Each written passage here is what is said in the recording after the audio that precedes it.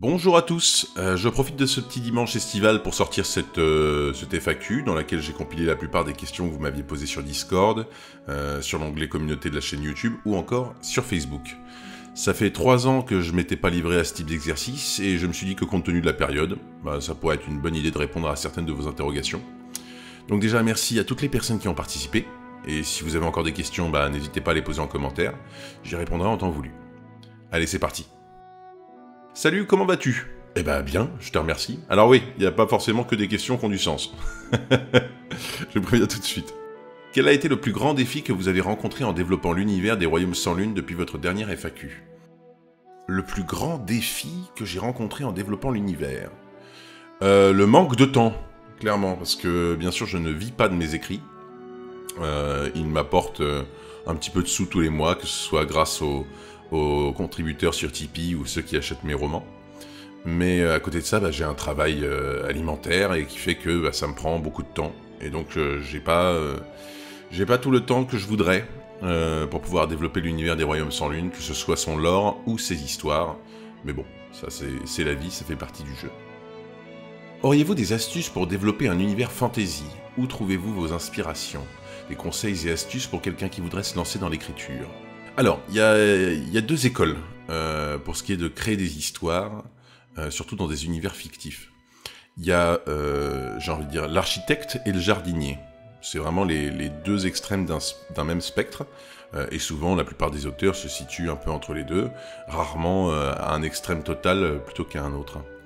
L'architecte, c'est celui qui va tout prévoir, celui qui va tout dessiner, tout planifier avant le lancement de son histoire, et qui va ensuite suivre le déroulement de son plan. Le jardinier, lui, il va avoir une petite idée en tête de ce qu'il a envie de faire, commencer à planter ses graines, et au fur et à mesure voir où est-ce qu'elle le mène, et développer son histoire tout autour. Bien sûr, les deux manières de faire peuvent cohabiter, comme je le disais juste avant.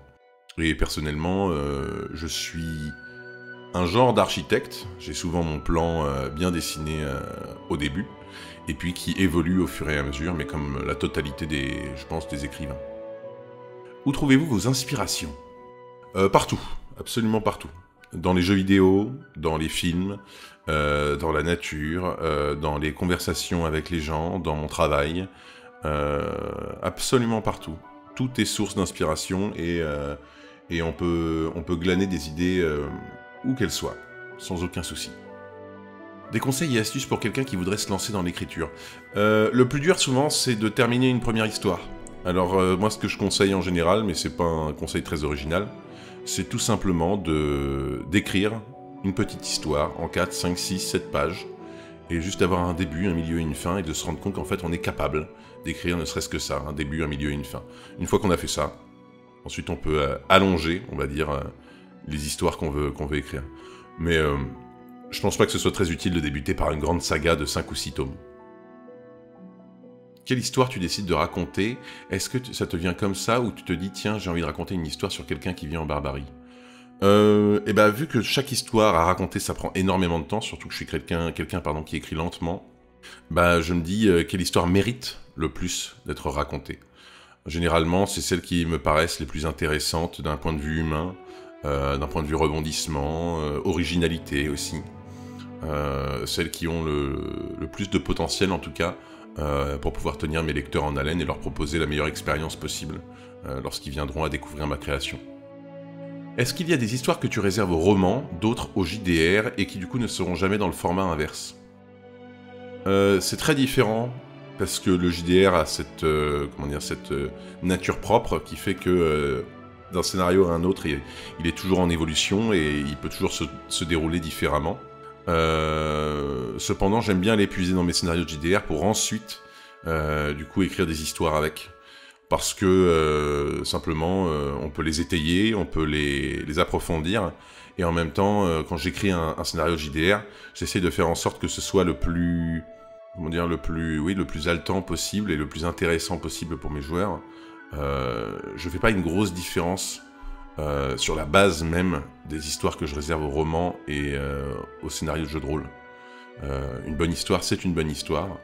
Après, effectivement, là où elle s'écrit à plusieurs autour d'une table de jeu de rôle, elle s'écrit seule devant le clavier d'un ordinateur. Lequel de tes écrits te plaît le plus aujourd'hui? C'est compliqué comme question, mais je crois que je dirais que c'est encore et toujours La Rançon de la Vertu, puisque pour moi c'est mon histoire la plus complète, avec ses meilleurs personnages, même si j'aime énormément Baldassare aussi. Mais pour l'instant je dirais La Rançon de la Vertu. Sauf que La Rançon de la Vertu c'est un projet qui m'a quand même pas mal dépassé, qui a pris une ampleur insoupçonnée au fur et à mesure de son élaboration. Et du coup c'est très compliqué de m'y remettre parfois, parce que devant la somme de travail colossale qui reste à abattre, tant pour terminer l'histoire que pour le travail de réécriture derrière, et aussi des ajouts que j'aimerais bien effectuer, c'est quand même assez difficile de voir le bout du tunnel. Te considères-tu comme au début de ce que tu as raconté, ou plutôt au milieu, la fin ? J'espère que c'est pas la fin, déjà. Mais j'ai commencé à partager mes écrits il y a quoi ? 5 ans ? 4-5 ans, je dirais ? Peut-être moins que ça. J'espère que je pourrai continuer à partager mes histoires pendant, je sais pas, au moins les 20-30 prochaines années. Ce serait super. Donc non, normalement je suis qu'au début, j'espère.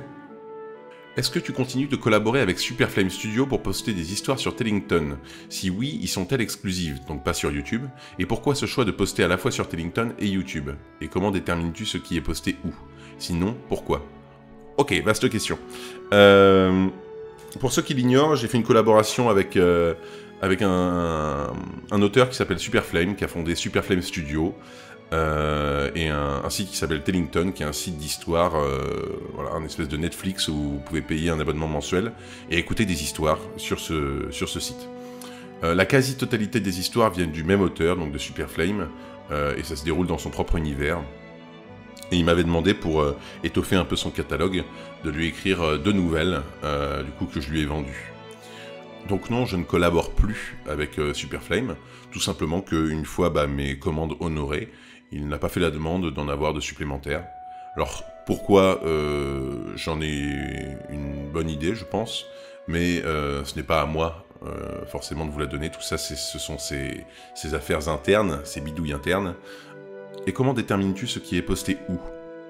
Sur Tellington, il y avait quand même un cadre, il y avait quand même des contraintes en termes de pages, en termes de temporalité, en termes de durée d'épisode aussi. C'était 12 minutes par épisode en général, 11 ou 12 minutes je crois.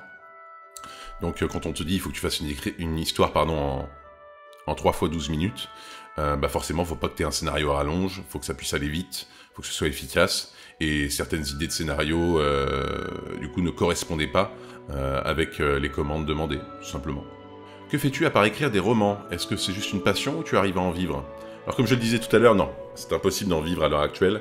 Là, pour le moment, je crois que je touche à peu près, via Tipeee, je crois que je touche à peu près 50 € par mois. Ça vous donne une idée. Et je vends un roman de temps en temps, comme ça, sur Bookmondo. Donc c'est un site sur lequel vous pouvez commander mes bouquins, qui sont imprimés à la demande et envoyés chez vous. Donc non, je ne vis absolument pas de ma passion, je ne vis absolument pas de mes romans. Et qu'est-ce que je fais à part écrire des romans ? Je suis travailleur social, je travaille dans la protection de l'enfance. Voilà. Tu t'es lancé sur Twitch il y a un moment, qu'espères-tu y trouver ? Je n'espère rien y trouver de particulier, simplement de la compagnie pendant l'écriture en général. C'est-à-dire que je lance mon Twitch, je lance mon stream, et je me pose, j'écris, et de temps en temps il y a des gens qui passent faire un coucou. On discute, des fois ils me proposent 2-3 petites idées en relisant mon chapitre, mais sinon c'est tout. Il n'y a rien de plus.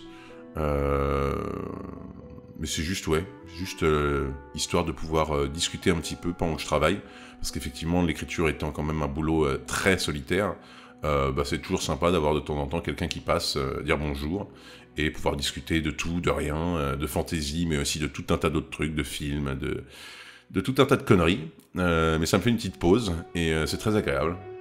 Souvent il y a une petite bande son, les gens peuvent se poser, des fois ils lisent en même temps que moi j'écris, ou ils écrivent eux-mêmes. Voilà, il y a tout un tas de trucs qu'on peut faire, donc c'est plus ça, Twitch. Es-tu heureux du travail que tu fournis dans tes œuvres ? En es-tu satisfait ? Ça, c'est toujours pareil. Le plus souvent, que ce soit, je pense que ce n'est pas inhérent à l'écriture, mais c'est inhérent plutôt à la création en général. On est souvent très satisfait d'un travail qu'on vient de terminer. On l'observe, on fait « ouais, c'est vachement bien, c'est super, j'ai jamais fait mieux ». Et puis en l'observant à reculons, 3, 6 mois, 1 an plus tard, on y décèle tout un tas de défauts, tout un tas de failles. On se dit, bah tiens, j'aurais pu faire mieux là-dessus, et là-dessus, et là-dessus. Donc bon, aujourd'hui, c'est quelque chose quand même avec lequel j'ai appris à vivre depuis le temps. Ça, c'est plus vraiment un souci. Je pense que ce qu'il y a à faire, c'est juste d'être le plus satisfait possible de la création qu'on vient de terminer.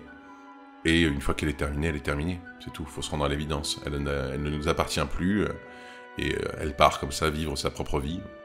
Comment nous vois-tu en tant que spectateur? Bah, je vous vois pas. Comme ça, c'est très clair, je vous vois pas. Pour moi, vous êtes des pseudos et des commentaires. Sauf du coup pour les gens qui sont sur le Discord, avec qui on peut discuter quand même beaucoup plus souvent. Donc ça, c'est cool. Il y a des gens que j'apprends petit à petit à connaître. Donc c'est très sympa. Il y en a d'autres que j'ai pu rencontrer aussi pendant un jeu de rôle ou pour une proposition de collaboration, pour un travail qu'on m'a demandé, des choses comme ça. Donc effectivement, n'hésitez pas à rejoindre le Discord, du coup, parce que plus on est nombreux, mieux c'est, et puis ça permettra de faire un peu plus connaissance, tout simplement. Est-ce que le rythme auquel la communauté s'agrandit te satisfait? As-tu d'autres projets? La communauté s'agrandit très très lentement, mais alors est-ce que ça me satisfait ou non? J'ai envie de dire ni l'un ni l'autre, puisque de toute façon, on a cette capacité à toujours, comment dire, se lasser de l'habitude. Et donc, si jamais elle augmentait rapidement tout le temps, et ben, je me dirais, bon bah, voilà, c'est normal. Elle augmente rapidement, à un rythme constant, et je m'y habituerais, et du coup, j'en serais pas plus heureux. Et là, elle augmente à son rythme à elle. Donc, bon, ça change rien. C'est pas très grave. Moi, personnellement, plus il y a de gens qui liront et écouteront ce que je fais, bien sûr, ça me rendra très heureux. Mais en soi, c'est pas... mon objectif principal, c'est pas d'agrandir la communauté. C'est avant tout d'écrire de bonnes histoires. Et un jour, si la communauté grandit d'elle-même, bah, les bonnes histoires, elles seront là. Donc, voilà. Je sais qu'il faudrait que je fasse plus de pubs. Des fois, je m'y colle, il faudrait que je fasse plus de com, etc. Mais c'est pas mon métier, c'est pas mon boulot. J'ai pas les moyens pour engager quelqu'un pour s'occuper de ça. Donc, bon, je fais ce que j'ai à faire, c'est-à-dire proposer de bonnes histoires, en tout cas d'essayer. Et pour ce qui est du nombre de personnes qui les écouteront ou qui les liront, eh ben, on verra comment ça se goupille à l'avenir. Mais à l'heure actuelle, j'ai déjà ces priorités-là qui sont que je veux d'abord rendre un bon travail. As-tu d'autres projets? Oui, bah oui, j'ai d'autres projets. J'ai plein d'histoires que j'aimerais raconter, mais malheureusement, je ne peux pas le faire par manque de temps. Toujours pareil. Donc oui, j'ai d'autres histoires à raconter. J'ai une autre histoire avec Baldassare, par exemple, que j'aimerais bien raconter. J'aimerais bien continuer d'avancer plus vite sur la rançon de la vertu. Mais bon, c'est la vie. On fait avec le temps qu'on a. À quand un JDR sur Twitch? Alors, pour ceux qui ne le savent pas, on avait fait quelques parties de jeux de rôle sur Twitch, dont une dernièrement avec toute une bande de joyeux lurons. Oui, je viens d'utiliser ce terme, je suis si vieux. Et donc, à quand un JDR sur Twitch? Je ne sais pas, j'en sais rien.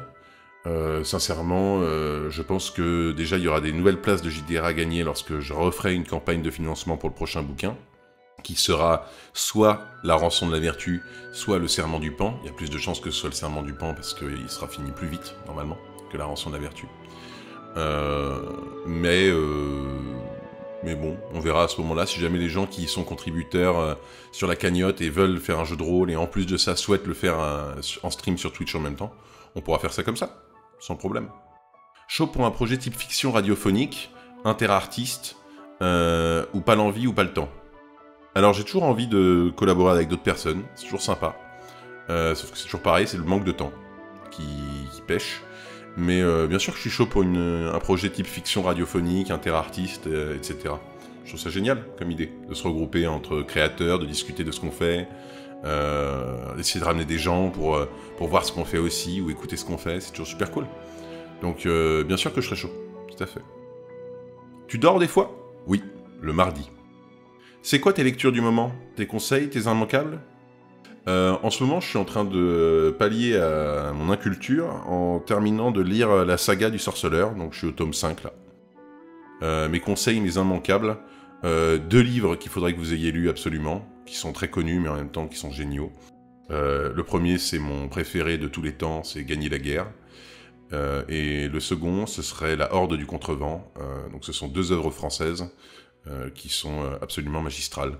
L'une qui tient un peu plus de la science-fiction, La Horde du Contrevent, même si c'est un univers très particulier et un style d'écriture aussi original que génial. Et l'autre, Gagner la guerre, on est dans de la fantasy, mais de la low fantasy, particulièrement grise, et surtout totalement sans pitié, mais avec une gouaille et une écriture magistrale. Plutôt ketchup ou mayo? J'en peux plus de ces questions cons. Ketchup, c'est quoi que tu aimes le plus quand tu écris un personnage dans un contexte qui lui est défavorable? Alors je suis pas sûr d'avoir très bien compris cette question. Dans un contexte qui lui est défavorable, ça va être de le mettre en danger, de voir comment il réagit face à l'épreuve qu'il a devant lui, quelle ingéniosité il va pouvoir déployer et comment on va pouvoir aussi surprendre potentiellement le lecteur ou l'auditeur. Après, ça dépend du contexte de la scène. À quoi va me servir cette scène? Est-ce qu'elle va me servir à présenter un personnage? Est-ce qu'elle va me servir à le développer, à faire avancer l'intrigue, à faire tout cela à la fois? Ça dépend.